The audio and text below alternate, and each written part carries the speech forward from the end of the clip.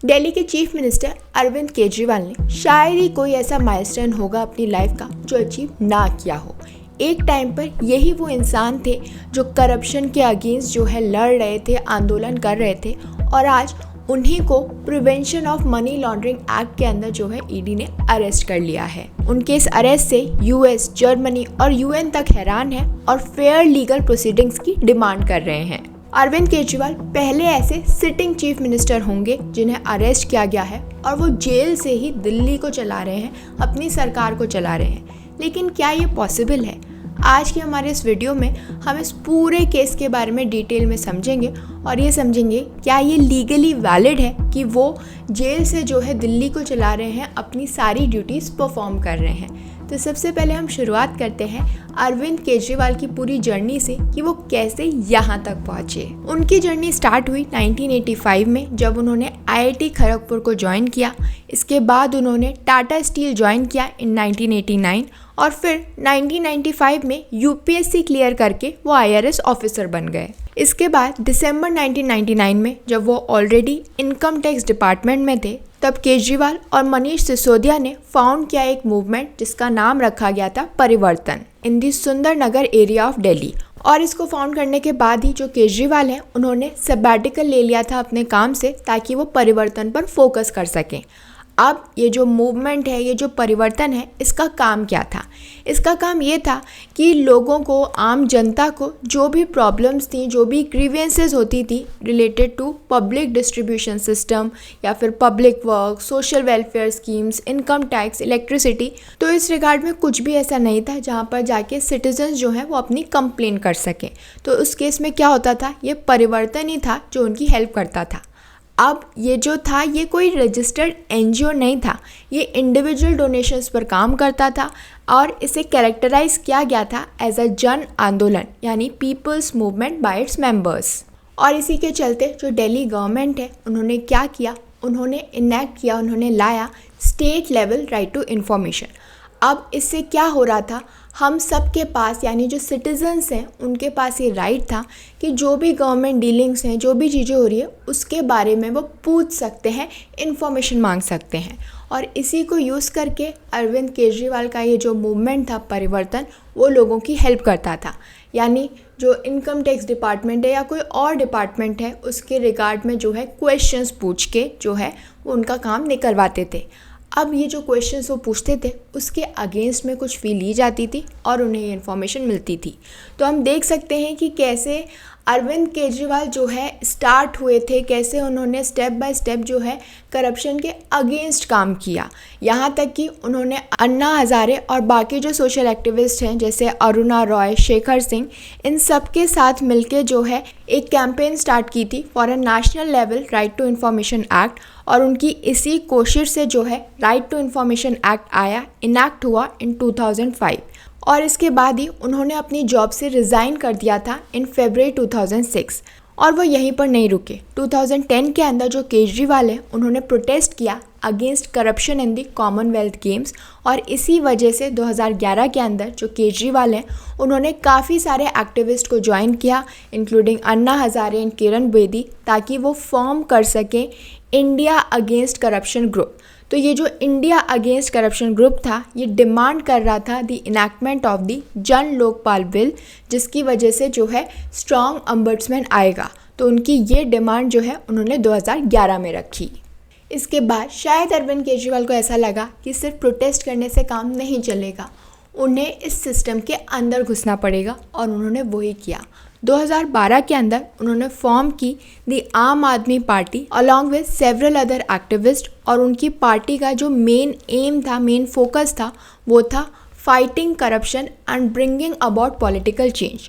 तो इसी वजह से उनके इस ऑब्जेक्टिव की वजह से जो पार्टी है उसे काफ़ी ज़्यादा पॉपुलैरिटी मिली, specially amongst the urban middle class and youth. और अपने पहले इलेक्शन को जीतते हुए जो अरविंद केजरीवाल है वो दिल्ली के चीफ मिनिस्टर बन गए। यानी ये पहली बार हुआ होगा कि कोई न्यू कमर जो इतनी जल्दी जो है चीफ मिनिस्टर बन गया, पॉलिटिक्स में आते ही बन गया।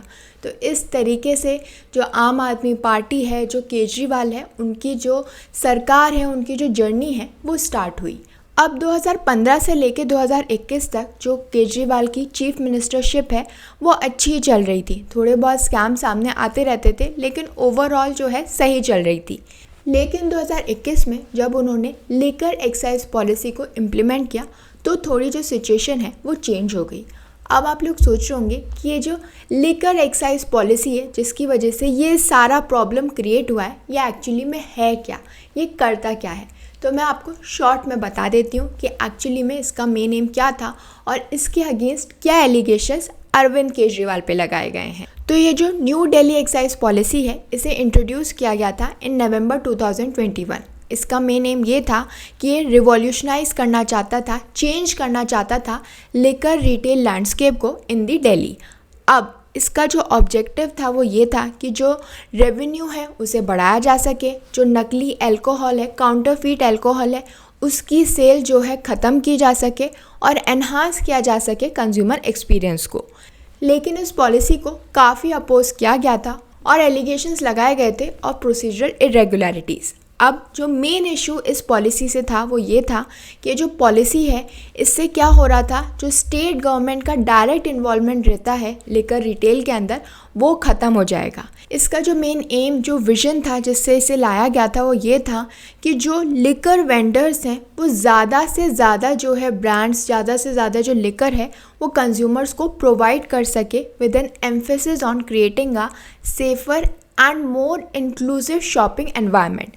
तो इससे क्या होता, जो लिकर वेंडर्स हैं उन्हें फ़ायदा होता, जो कंज्यूमर्स हैं उन्हें फ़ायदा होता और स्टेट गवर्नमेंट का जो रोल है वो कम होता। और इसी को सोच के जो है नवंबर 2021 के अंदर इस पॉलिसी को लाया गया।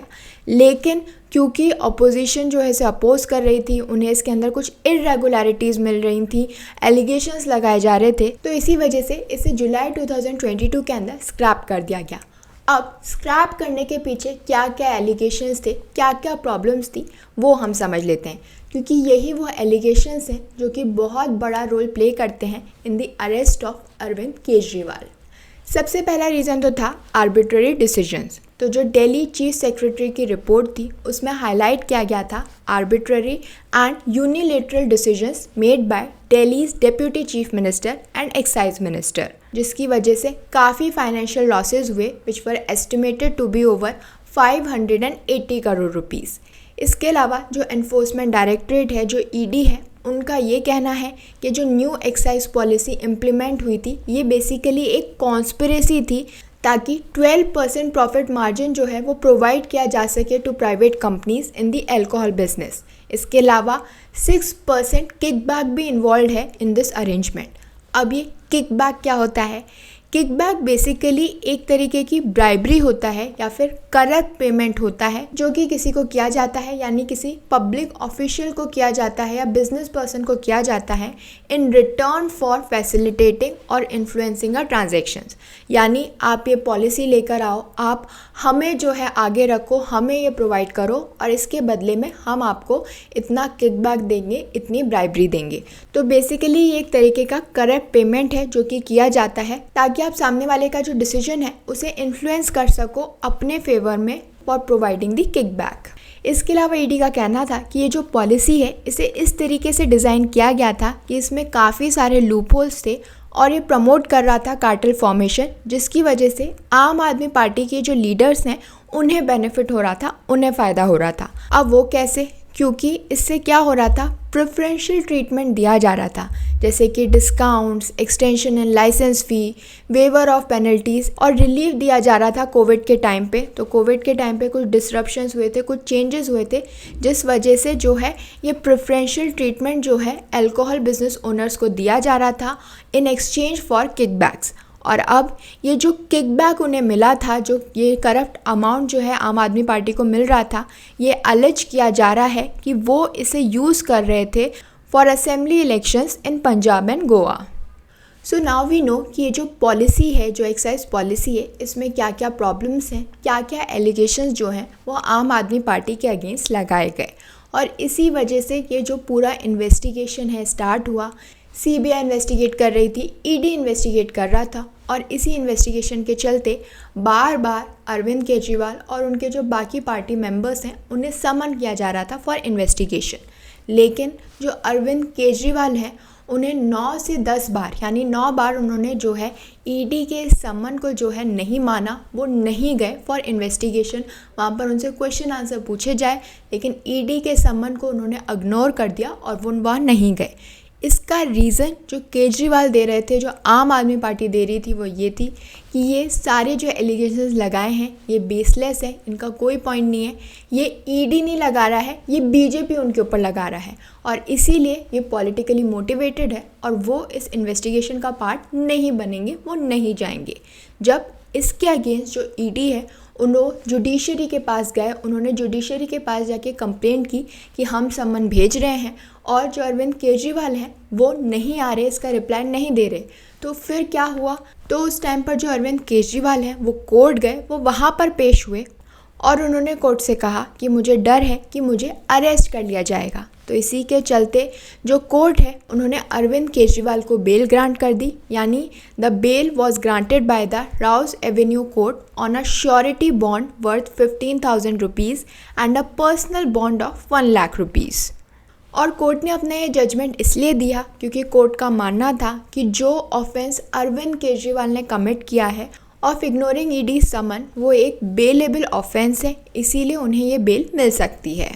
बट अरविंद केजरीवाल की जो एंटिसिपेटरी बेल है ये किसी काम की नहीं रही, क्योंकि उन्हें बेल तो मिल गई, लेकिन जो ईडी है उन्होंने अरविंद केजरीवाल को अरेस्ट कर लिया on 21 March under the prevention of money laundering act, क्योंकि ईडी का कहना था कि आम आदमी पार्टी के जो चीफ हैं he was the kingpin and key conspirator of the Delhi excise scam. तो जो ईडी है उन्होंने अपनी रिमांड एप्लीकेशन में यही लिखा कि वो इन्वॉल्व थे इस पूरी कॉन्स्पिरेसी में, जिससे वो फेवर कर रहे थे कुछ पर्सन्स को और डिमांड कर रहे थे किकबैक्स यानी corrupt money from liquor businessman in exchange of favours. और ये जो फेवर्स उन्हें मिले, ये जो करप्ट मनी उन्हें मिला, इसको उन्होंने यूज़ किया in the Goa election for campaign of the Aam Aadmi party. और जब ये पूरी इन्वेस्टिगेशन की गई तो अरविंद केजरीवाल का लिंक एक साउथ ग्रुप से भी किया गया। कुछ दिन पहले आपको याद होगा कि के सविता को भी अरेस्ट किया गया था। तो अरविंद केजरीवाल की आम आदमी पार्टी का साउथ से क्या लेना देना, वहाँ तो वो है ही नहीं। तो ये लिंक भी जो है इसी एक्साइज पॉलिसी से जो है कनेक्टेड है। तो अब हम वो समझ लेते हैं। तो ईडी के अकॉर्डिंग जो अरविंद केजरीवाल है वो पूरी तरीके से इन्वॉल्व थे in the formulation of the excise policy, और इस पॉलिसी को ऐसे ड्राफ्ट किया गया था ताकि फेवर्स दिए जा सके टू द साउथ ग्रुप। अब ये जो साउथ ग्रुप है ये एक ऐसा ग्रुप है फ्रॉम द साउथ इंडिया जो कि ईडी क्लेम करता है कि ये सिक्योर करना चाहता था अनइनहिबिटेड एक्सेस, अनड्यू फेवर्स और अटेन करना चाहता था stakes in establish wholesale businesses and multiple retail zones. यानी जो साउथ ग्रुप है वो इधर घुसना चाहता था, दिल्ली साइड के अंदर घुसना चाहता था, और इसीलिए वो जो है आपको फेवर कर रहा था। ये माना जा रहा है कि आपके लीडर्स को 100 करोड़ रुपीस जो है मिले हैं ताकि वो साउथ ग्रुप को फेवर कर सकें।